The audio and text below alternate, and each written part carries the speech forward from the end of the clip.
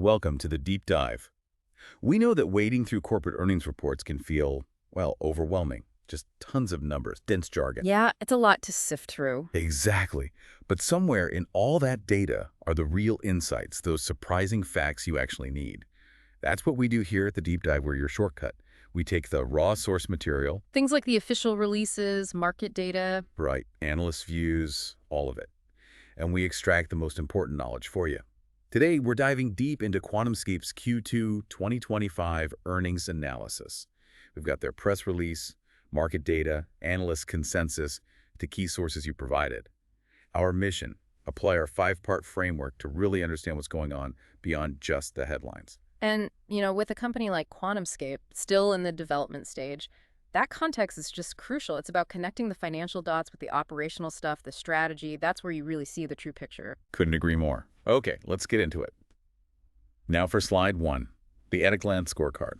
So, this first slide is all about that high-level view. How did QuantumScape do in Q2 compared to what Wall Street expected? First off, revenue.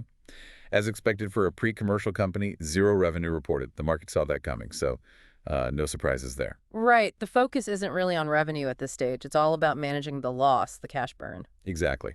So the net loss attributable to common stockholders was $114.7 million. Now that's actually down. It's a 6.7% improvement compared to Q2 last year. Okay, so moving in the right direction, albeit still a significant loss. Yes. And then the per share number, the diluted loss per share, or EPS, that came in at negative 0.25 cents. And that is a 20% improvement from the negative 25 cents loss last year. 20% improvement on EPS versus only 6.7% on the net loss. That's interesting. It is. And both revenue and that diluted EPS number, they met analyst forecasts. So an inline quarter, as they say. Now, the market reaction was, well, surprisingly positive, maybe. The stock ticked up about 1.33% in after hours. Which suggests investors were maybe relieved. No bad surprises, and perhaps hopeful about the other updates we'll get to. I think so. But let's go back to that point you made. What's fascinating here is that big gap, right? 20% EPS improvement, only 6.7% net loss improvement. Exactly. And it comes down to how EPS is calculated. It's, net income or loss divided by the number of shares outstanding. Right. Basic math, but the key here is the denominator, the shares. Specifically, we look at diluted EPS, which is more comprehensive. okay. So two things drove that bigger EPS improvement for QuantumScape. One, yes, the net loss got smaller by about $8.3 million year over year. That helps. But the other factor, The number of shares, the diluted weighted average number of common shares outstanding actually increased by 12.1%. Went from about 501 million to over 561 million shares. wow, 12.1% more shares. So what does this all mean for you, the listener? It means that increase in the denominator, the share count, it mathematically amplified the positive impact of the lower net loss on the EPS figure. Ah, okay. So the company did reduce its loss, which is good. Absolutely. But you, as an investor, should recognize that share dilution, that 12% increase in shares, was, a pretty material reason why the EPS looks so much better. It's an important nuance. Definitely a nuance worth understanding beyond the headline number. All right, let's keep moving. Moving to slide 2, the engine of profitability. Now, for a company like QuantumScape with no revenue yet, profitability really means managing expenses and that cash burn rate. So this section looks at their operating costs. Total operating expenses came in at $123.6 million.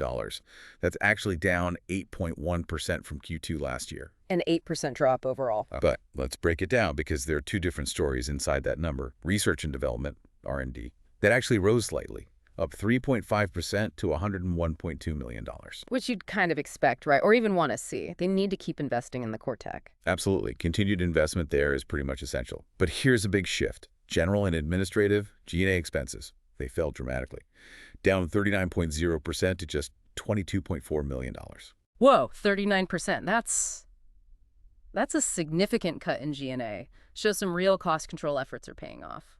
Streamlining, maybe. Seems like it. And this ties into something you mentioned earlier, GAAP versus non-GAAP. Right. So GAAP, generally accepted accounting principles, that gives you the official net loss number we talked about, $114.7 million.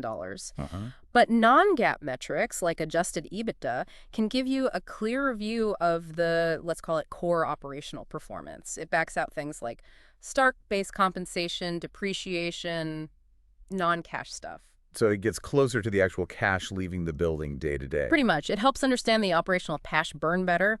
And for QuantumScape, their adjusted EBITDA loss was $63.0 million. Okay, $63 million loss on that basis. How does that compare? That's a 13.1% improvement from the $72.5 million adjusted EBITDA loss they had in Q2 last year. So 13.1% improvement on adjusted EBITDA compared to only 6.7% on the GAAP net loss. Exactly. So if we connect this to the bigger picture, it shows their progress in cutting the core operational cash burn is actually stronger than the headline GAAP number suggests. That efficiency helps extend their financial runway, which is critical. Right, stretches the cash they have further. Makes sense. Okay, let's shift gears. Now for slide 3, the engine room business segment performance. QuantumScape is really a single-focused business. So segment performance isn't about different divisions, it's about hitting milestones, technological, manufacturing, commercial. And for a development stage company, these milestones can often move the needle on valuation more than the quarterly financials. Totally agree. This quarter seemed to really tackle 3 big risk areas. Can they actually make this stuff at scale? Will customers adopt it? And are they too reliant on just one customer? So let's start with manufacturing and tech progress. Big headline here. The Cobra process. Ah, yes, Cobra replacing Raptor. Right. Management said Cobra is now the official baseline for making their ceramic separator film. They called it a step change in efficiency and productivity. A step change. Strong words. And here's the bit that really jumped out at me. They said the heat treatment speed for that separator film improved by over 200 times in the last 2 years. 200x? Seriously? That's what they reported. 200 times faster? For a core manufacturing step, like heat treatment, I mean, how significant is that really in terms of scaling up? Oh, it's genuinely massive, like Yeah. transformative. A 200x improvement isn't just tweaking things, it's fundamentally changing the production dynamic. It directly attacks that core challenge of going from lab bench to factory floor. So it makes mass production seem much more feasible. Exactly. It suggests they're really cracking a major bottleneck. It dramatically improves the potential unit economics and de-risks the manufacturing path significantly. That's huge. And it's not just the process. Yeah. They also shipped their final Raptor-based B0 samples. Yeah. All future prototypes will be the more advanced Cobra-based B1 samples. So tangible progress in the actual product going to partners. Showing that evolution, yeah. Yeah. Okay, now shifting to commercial and customer progress. Here's where it gets really interesting, I think. The power canoes. Yes. The expanded deal with PowerCo, Volkswagen Group's battery company. This involves up to $131 million in new milestone payments over the next 2 years. And crucially, this money helps fund joint commercialization work. So VW isn't just testing, they're co-funding the path to actually using the batteries. Seems like it. This raises an important question. What's the real significance here? Beyond just, VW saying they still like the tech. Well, it's huge validation, first off, third-party validation from a major OEM.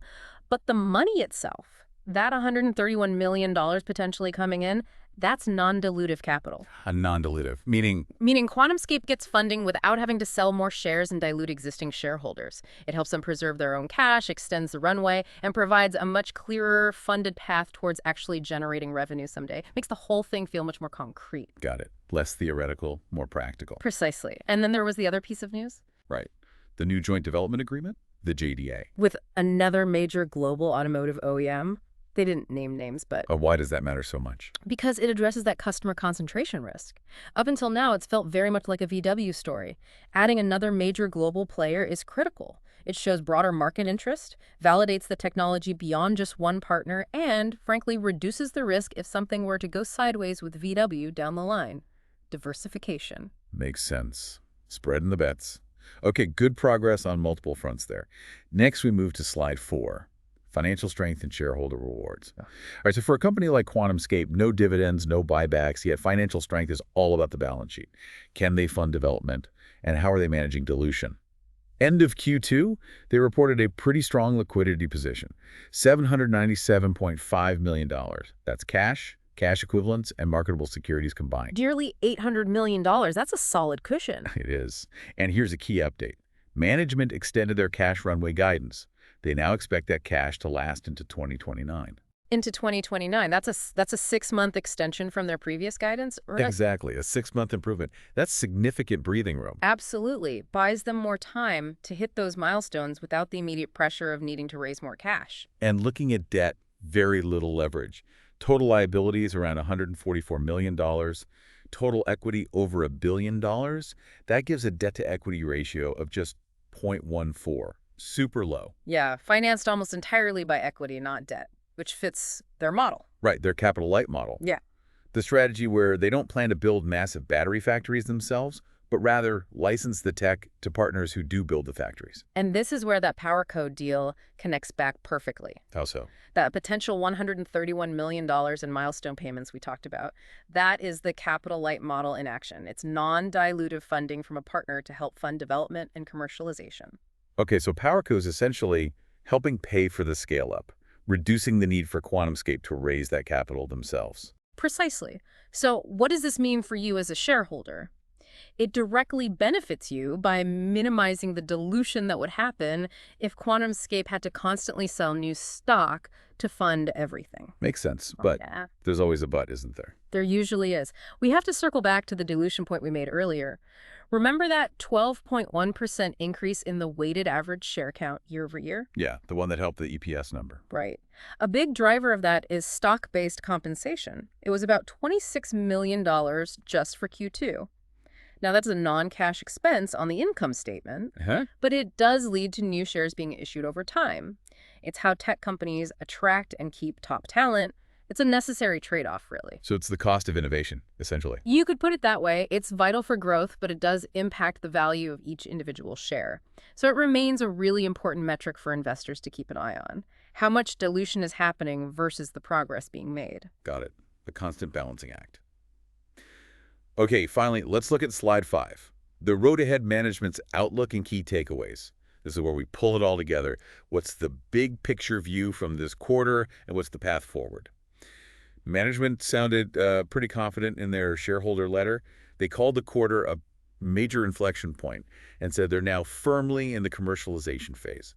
Strong language. An inflection point. That's a bold claim. They also highlighted the PowerCo deal, again, calling it an unambiguous demonstration of both the tech's value and the power of their capital light model. Tying it back to that core strategy. But they also added some caution, acknowledging the challenges of scaling production remain significant and there's still much work left to do. Which is realistic. This stuff is hard. Scaling is always the challenge. Okay, so let's synthesize the key takeaways for you, the listener. First, commercial validation reduces risk. That expanded PowerCo deal and the new JDA are huge. They provide external proof points and a clearer path to potential revenue, significantly de-risking the commercial side. Couldn't agree more. That's maybe the biggest story of the quarter. Second, manufacturing is demonstrably scaling. The shift to the Cobra process, especially that 200x speed improvement, is critical. It shows real, tangible progress towards being able to actually make these batteries efficiently at scale. Addresses a core technological hurdle. Yep. Third, financial discipline extends the runway. Good control over expenses, particularly G&A, combined with that PowerCo funding, has pushed their cash runway out into 2029. That financial discipline buys them crucial time. More time, less pressure. Very important. And fourth, dilution remains the trade-off for growth. Yes, the EPS number looked good, but remember that 12.1% share count increase played a big role. It's the necessary cost of funding growth and talent in this space, but something investors absolutely need to monitor. Always watch the share count. So wrapping it up, Q2 2025 probably won't be remembered for its, predictable inline financials. It'll likely be seen as the quarter where the long-term strategy really started to show concrete results. The PowerCo deal, the JDA, the Cobra process, making that capital light model feel much more real. It definitely strengthened the investment case, wouldn't you say? I think it did, yes. It moved things from theory towards practice in some key areas. Still a long road, obviously, but definite progress. So maybe a final thought for you to consider as you process all this.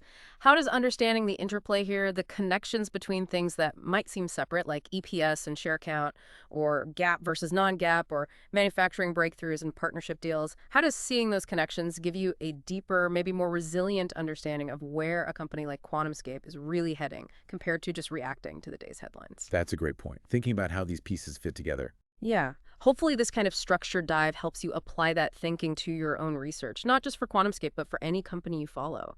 It's about building that deeper understanding. Well said. Okay, just a couple of important notes before we wrap up. Please remember, this report is for informational purposes only and does not constitute financial, investment, legal, or tax advice. All investment decisions should be made based on your own research and in consultation with a qualified financial professional. Also, this deep dive was generated by an artificial intelligence model, integrating data directly from official company releases with publicly available market data.